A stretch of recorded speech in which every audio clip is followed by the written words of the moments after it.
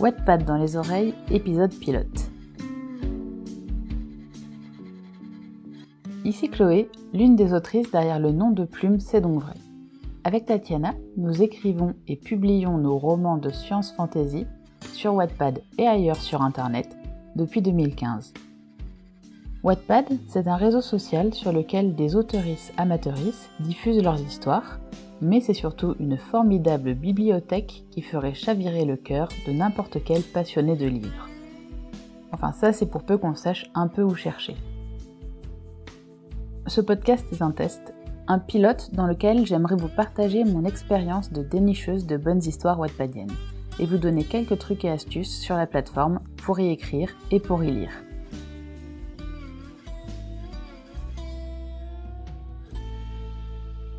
Alors bien sûr, quand on commence un projet de podcast et qu'en plus on aimerait le faire durer dans le temps, quelque chose comme une fois par mois, quand on commence un tel projet, on fourmille d'idées, de sujets qu'on a envie d'aborder, de rubriques, de trucs qu'on veut présenter, on cherche un format, on tâtonne. Donc voilà, pour cette première, je vous propose de tester 3 formats dans mon fil d'actu qui consiste à prendre les 24-48 heures du fil d'actu de notre compte, de le remonter, de le décortiquer et de le résumer. Ensuite, une traditionnelle et incontournable critique, puisque pour percer sur Wattpad sans trop se fatiguer, il faut faire des critiques. Et enfin, dernière rubrique, il n'y a pas que Wattpad dans la vie, un petit défocus vers un contenu internet qui nous aura interpellés ces dernières semaines. Commençons tout de suite avec Dans mon fil d'actu. Déjà, qu'est-ce que c'est le fil d'actualité sur Wattpad ?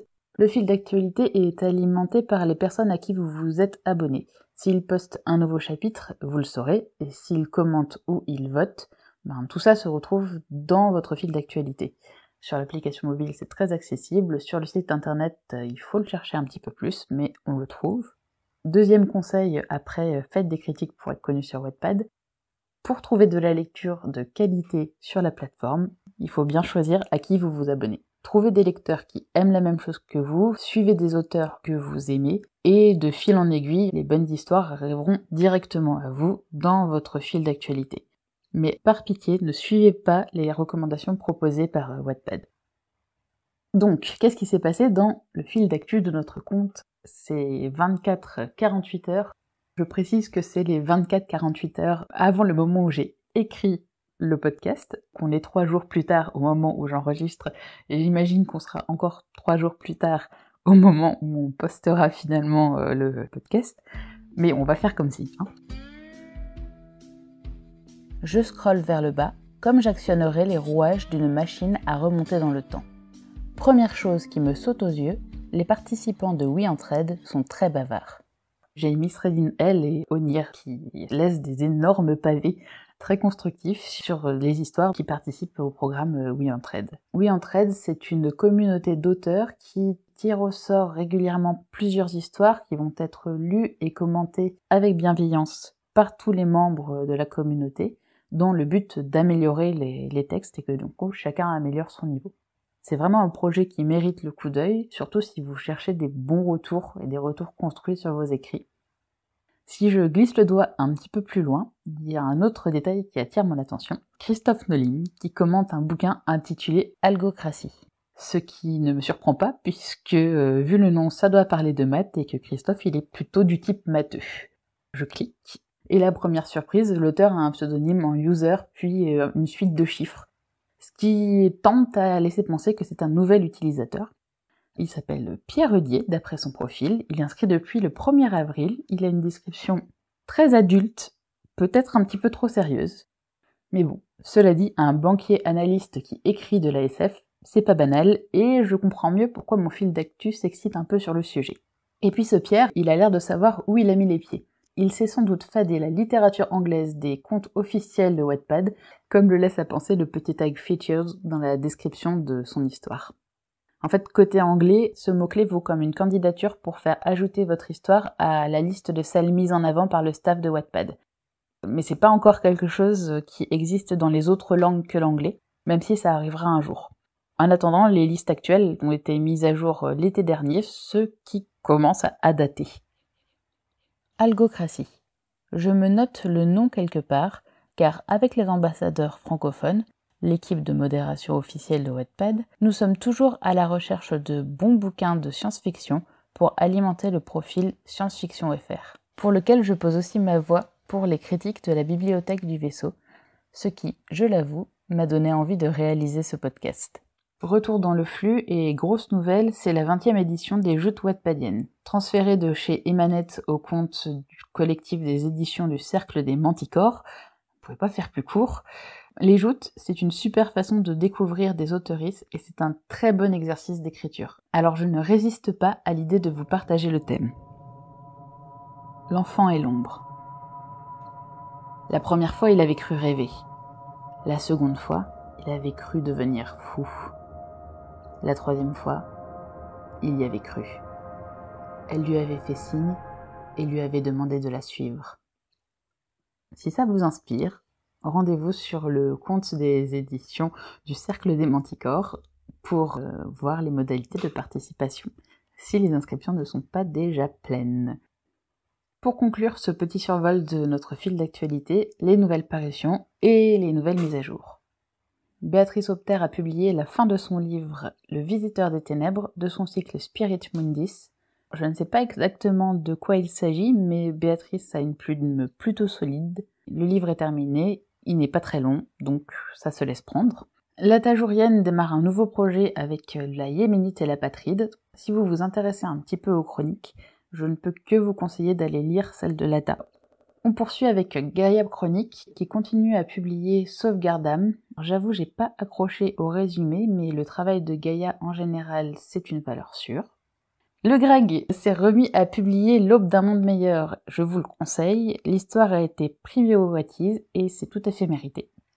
Et enfin, Volt a posté le chapitre 7 de Dust Ex Machina. Et alors celui-ci, j'avoue qu'il me fait de l'œil parce que j'ai lu Cody et la Tour de la Sorcière, le premier livre que Volt a posté sur Wattpad. J'ai beaucoup aimé. Dust Ex Machina, de ce que j'ai compris, c'est une espèce de spin-off sur le personnage de Dust, qui est un personnage totalement barré, déjanté et dramatique. Bref, c'est quelques pixels de plus à ajouter à ma pile à lire wattpadienne. Niveau handbook et autres livres aléatoires, il y a les éditions du Cercle des Manticores, encore eux, qui ont posté leur point de la semaine, et comme hier c'était dimanche, Perlemu a mis à jour son édition du Wattpad Perlemu Journal, indispensable pour se tenir au courant des actualités de la plateforme, ça va sans dire.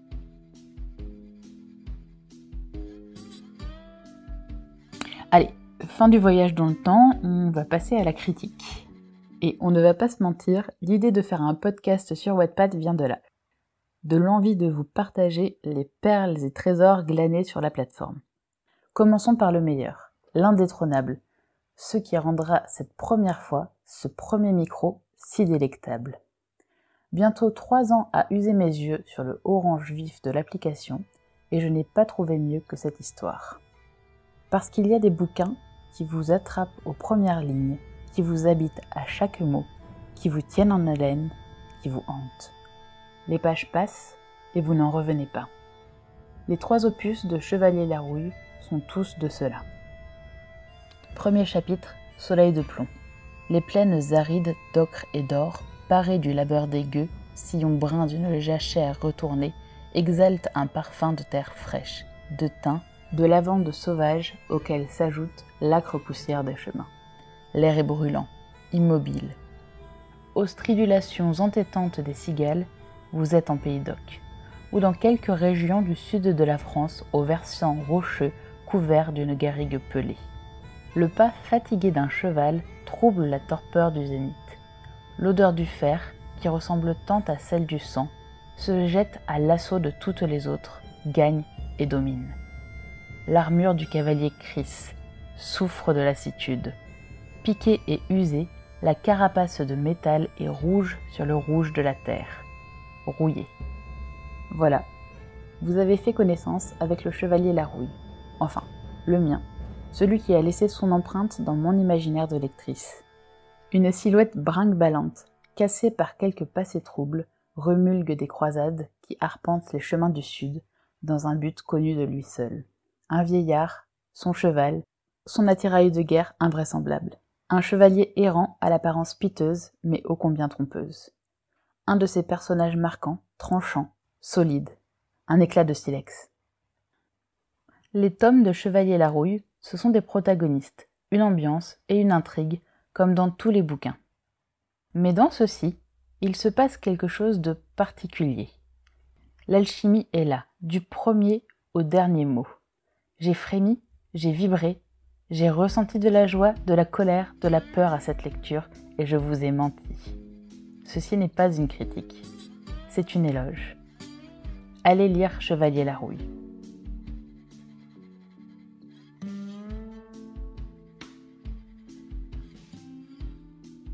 Et la prochaine fois quand j'écrirai le podcast, je me ménagerai des transitions un petit peu plus simples. Sans transition donc, il y a une vie en dehors de Wattpad, la preuve, il y a YouTube. Aujourd'hui, j'ai envie de vous parler de la chaîne de Léa Bordier, une petite pépite d'humanité. Léa Bordier propose 2 formats en particulier. Mon corps, dans lequel elle interroge des femmes sur le rapport qu'elles entretiennent avec leur corps, et c'est comme un petit cocon de douceur et de confiance qui t'amène à penser ton corps et ton propre toi autrement, et Nos aînés, dans lequel Léa interroge des personnes âgées qui se livrent et confient leur histoire à sa caméra. Je vous invite à aller écouter Roger, 96 ans, parler de la résistance des scouts juifs et protestants sous le régime de Vichy. Ce qui m'a frappé dans ce témoignage, c'est un passage qui semble plutôt anodin, dans lequel Roger explique la façon dont les populations se sont organisées pour procurer aux Juifs une nouvelle identité. On a acheté un carton de cartes d'identité. Okay. On allait à côté au bureau de tabac, on achetait un timbre fiscal pour coller dessus. On mettait une photo d'identité, un coup de tampon. On a trouvé aussi des mairies complices qui nous ont fait directement elles-mêmes leur carte d'identité. Ça a marché jusqu'au jour où la police de Vichy s'en est mêlée. Supposons qu'il y avait des faux tampons, justement, et des fausses cartes. Ils vérifiaient au lieu de naissance si la personne existait réellement. On a paré au truc en faisant naître nos gens dans des mairies de villes bombardées, comme Le Havre, plus d'état civil, ou alors, encore mieux, en Afrique du Nord. Mais le nec plus ultra, c'était le double d'identité, c'est-à-dire quelqu'un complice qui vous refilait son identité. Le tout, c'était que la personne qui allait s'en servir n'habite pas la même ville. Restait un autre problème crucial. Transposer tout ça à notre époque est simplement impossible tant nous ne sommes plus propriétaires de notre identité. Facebook, Twitter, Wattpad, nous laissons des milliards de traces sur Internet. Notre moi numérique est plus parlant que n'importe quel papier d'identité. Pire, il est possible de reconstituer un profil inexistant par les trous qu'il laisse dans toutes ces données, par l'empreinte de son vide. Alors, une résistance telle que Roger l'a décrit serait-elle possible aujourd'hui ?